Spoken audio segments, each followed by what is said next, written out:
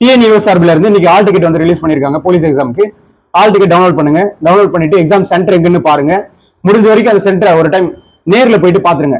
இப்போ உங்க வீட்டுல இருந்து அது எவ்வளவு தூரம், அது போறதுக்கான பாசிபிலிட்டி எல்லாம் எப்படி எல்லாம் இருக்கு. எக்ஸாம் அன்னைக்கு பைக்ல போவீங்களா, பஸ்ல போவீங்களா, அப்படி ஒரு வேலை பைக்ல போற மாதிரி இருந்தா எவ்வளவு டிஸ்டன்ஸ் இருக்கு, அதுல ஏதாவது டிஃபிகல்ட் இருக்கா, பெட்ரோல் பங்க் எல்லாம் இருக்கா, அது மாதிரியான பிளஸ் மைனஸ் எல்லாம் கொஞ்சம் பாத்துக்குங்க. கிட்டவே இருந்தா ஓகே. சில பேர் வந்து அதர் டிஸ்ட்ரிக்ட் போட்டிருப்பாங்க, அவங்களுக்கு அந்த இடம் வந்து முன்ன பின்ன பழக்கமே இருக்காது. அதனால தயவு செஞ்சு அந்த சென்டர் ஒரு டைம் நேரில் போய் பாத்துருங்க, நல்லாவே நேரம் இருக்கு. அப்புறம் இன்னொன்னு, இதுக்கப்புறம் வந்துட்டு மாடல் எக்ஸாம் வந்துட்டு நிறைய சென்டர்ல வைப்பாங்க. நம்ம மகிழன் போலீஸ் அகாடமியில வர சண்டே வந்துட்டு மாடல் எக்ஸாம் வைக்க போறோம். தம்பி தங்கச்சிங்க அப்படின்னு சொல்லிட்டு உரிமையில ஒரு ரெக்வஸ்டா நான் ஒண்ணு சொல்றேன். எந்த ஒரு சென்டர்லயும் மார்க் டெஸ்ட், அதாவது மாடல் எக்ஸாம் வைக்கிறாங்க அப்படின்னு சொல்லிட்டு உங்ககிட்ட ஆல் டிக்கெட்டோ போட்டோவோ கேட்டா தயவு செஞ்சு எடுத்துன்னு போகாதீங்க.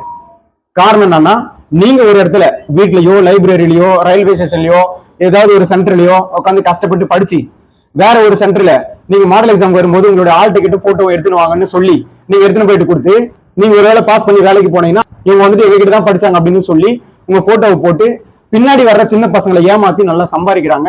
இது வெளிப்படையா எல்லாருக்குமே தெரியும். தயவு செஞ்சு ஆல் டிக்கெட் கேட்கற மாதிரியான சென்டர்ல நீங்க மார்க் டெஸ்ட் வந்து எழுதாதீங்க. நன்றி.